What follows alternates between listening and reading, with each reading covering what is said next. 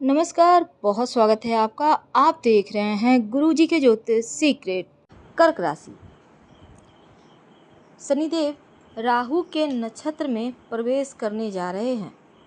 राहु के नक्षत्र में जब शनिदेव प्रवेश करेंगे तब आपकी लाइफ में इसका क्या प्रभाव पड़ेगा, आज हम यही जानेंगे। साथ ही ये भी जानेंगे कि शनिदेव अभी वक्री चल रहे हैं 15 नवंबर तक।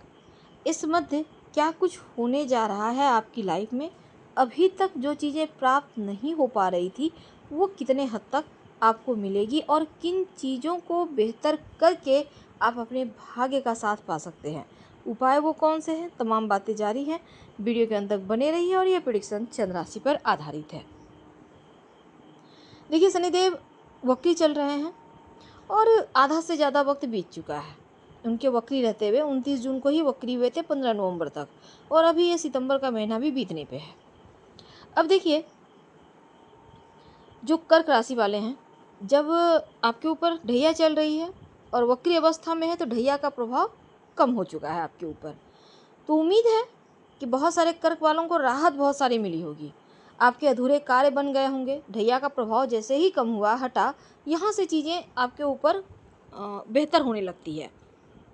जो कार्य आपके अधूरे थे, पूरे नहीं हो पा रहे थे, लाख प्रयास के बाद आप महसूस कर रहे होंगे कि करियर में आप ग्रो करने लगे हैं। संतुलन आ गया, एक बैलेंस बन गया है। तो 15 नवंबर का तक का जो वक्त है, आप कोई कार्य भी, आपके घर में कोई मंगल कार्यक्रम हो सकता है।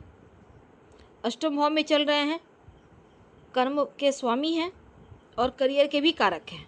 अब अष्टम भाव यहाँ पर शनिदेव, अब शनिदेव करीब 1.5 महीने का जो वक्त है, इस मध्य आपके तमाम अधूरे कार्य पूरा करवाकर फिर से ढैया का प्रभाव डालेंगे आपके ऊपर। आप हमेशा ये समझ लीजिए कि आपका भाग्य का साथ यहाँ, अगर हम 50-50 की बात करें तो समझ लें कि भाग्य का साथ अगर 70 है तो मेहनत आपको 30 करना होगा। तो इस समय ये समझ कर चलिए कि आपका जो भी कार्य में आप जरा सा भी मेहनत कर लेंगे वो कार्य आपका बन जाएगा। वक्री अवस्था में है अष्टम में, अब यहाँ पर अच्छा परिणाम देंगे और वो भी तेजी से, शुभ परिणाम। अष्टम भाव पर शनि का होना वैसे तो जीवन में बहुत सारे परिवर्तन लाता है, रुकावट विलंब को भी दिखाता है अष्टम भाव। लेकिन अगर हम कार्यक्षेत्र की बात करें तो रुकावट विलंब के बिल्कुल विपरीत है।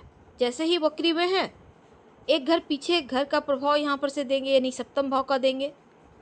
और यहाँ पर योग भी बन रहा है दसम भाव से। दसम भाव में होने के कारण सप्तम भाव आपके अपने करियर और बिजनेस का भाव है, तो मजबूती मिली हुई है। लेकिन शनिदेव यहाँ पर आपके लिए, अष्टम भाव आपके लिए चूँकि बहुत इंपॉर्टेंट है और सप्तम भाव में बैठेंगे तो थोड़ा सा वैवाहिक जीवन में मुश्किलें देंगे।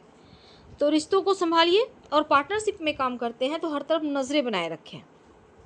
आंखें बंद कर भरोसा किसी पर नहीं। इस समय आप वो काम करें जो आपको पसंद आता है, और आपके लिए तंत्र मंत्र, पूजा पाठ, दान धर्म, ये सभी चीज़ें इस समय करने के भी योग हैं। अष्टम भाव गुप्त कार्यों का भी भाव है। कोई कार्य आप गुप्त रख पा रहे हैं या नहीं, लेकिन शनिदेव स्नेह स्नेह चलते हैं, धीरे धीरे चलते हैं, विलंब के भी कारक हैं।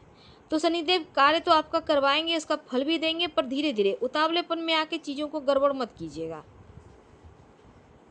तो अष्टम भाव अनिश्चितताओं का भाव है, गुप्त दान का भाव है।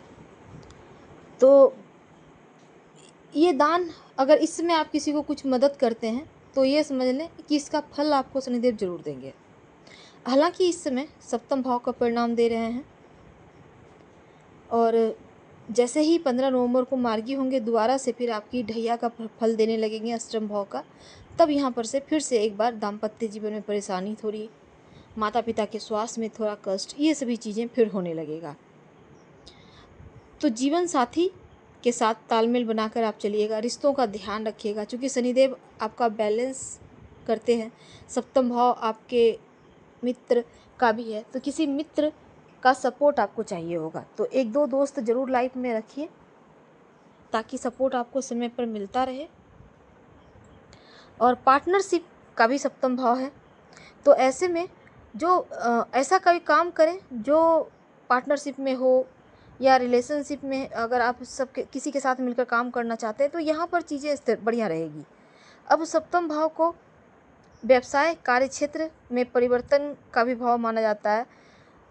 तो शनिदेव अभी मुड़े हुए हैं, वक्री अवस्था में है, यानी पीछे का परिणाम दे रहे हैं, लेकिन ऐसा आपको परिणाम देंगे जिसके बारे में आपने सोचा ही नहीं था।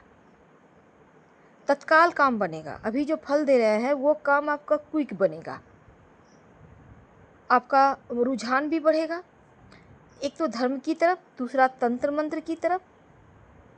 और तंत्र मंत्र या किसी ऐसे माध्यम से सिद्धि आप प्राप्त कर सकते हैं जो लंबे समय से आपका सपना था। तो जो लोग इस क्षेत्र में हैं उनको महसूस हो रहा होगा कि हाँ, सिद्धि की तरफ आपका ध्यान मुड़ा हुआ है। भाई यहाँ पर एक और चीज़ है कि भाइयों का आपको सपोर्ट भी दिलवाएंगे, लेकिन शनिदेव जहाँ बैठते हैं उस स्थान जहाँ पर दृष्टि डालते हैं उस स्थान को तबाह करते हैं, जहाँ बैठते हैं उस भाव को रोशन करते हैं। उनकी तीसरी दृष्टि छठे भाव पर आपके नौकरी का भाव है, नौकरी के मामलों में अच्छा वक्त है, पॉजिटिव।